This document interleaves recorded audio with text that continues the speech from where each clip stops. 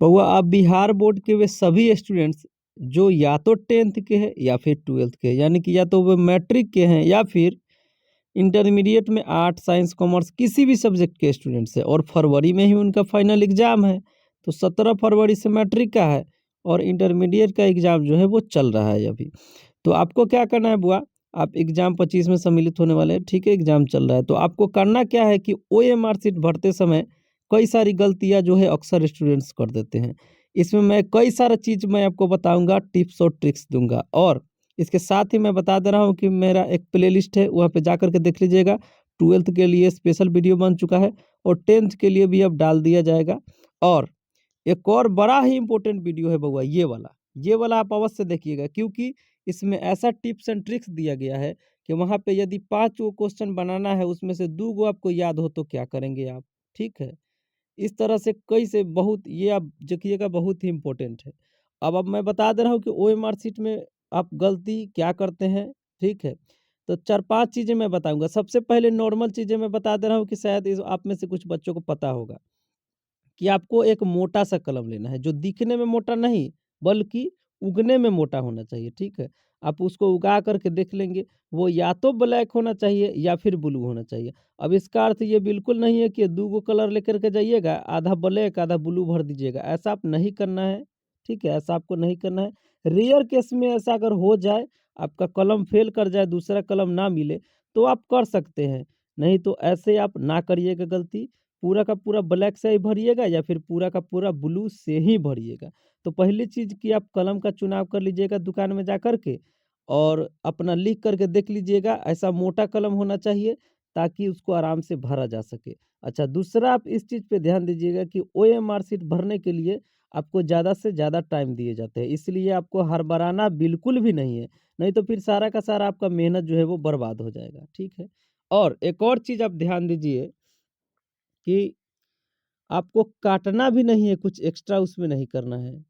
और OMR sheet में क्या है कि इससे पहले वाले जो स्टूडेंट्स हैं, इससे पहले तो या फिर हम लोग के ज़माने में क्या होता था कि उसमें भरा हुआ नहीं आता था बहुत चीज़, लेकिन अब की बार क्या है कि बहुत चीज़ उसमें भरा हुआ आएगा। उसमें क्या करना है, आपको एक तरफ से मिला लेना है कि क्या वो आप ही का है, नहीं तो ऐसा ही सीधे लीजिएगा, भरना शुरू कर दीजिएगा। ना, ना, ऐसा नहीं करना है।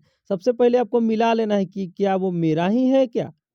जब आपको पता चल जाएगा कि ये मेरा ही है, तभी आप उसको भरना शुरू करिएगा। नहीं तो यदि पता चले कि मेरा नहीं है, तो फिर आप वापस कर दीजिएगा वहाँ पे। और यदि कोई चीज़ समझ में नहीं आए, तो वहाँ पे होते हैं बहुत सारे टीचर, वीक्षक, आप उनसे पूछ लीजिएगा, वो आपको बता देंगे। ऐसे आप एक्स्ट्रा आप खुद से जो है कुछ भी नहीं भरिएगा।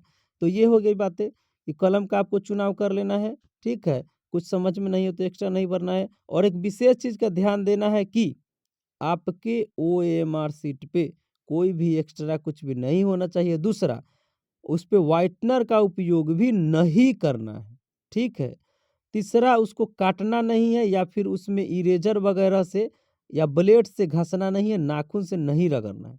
तो आप ध्यान दीजिएगा कि एक ही बार में कि आपका गलत ना हो, क्योंकि व्हाइटनर वगैरह इस सब का यूज़ उस पे नहीं करना है, ठीक है।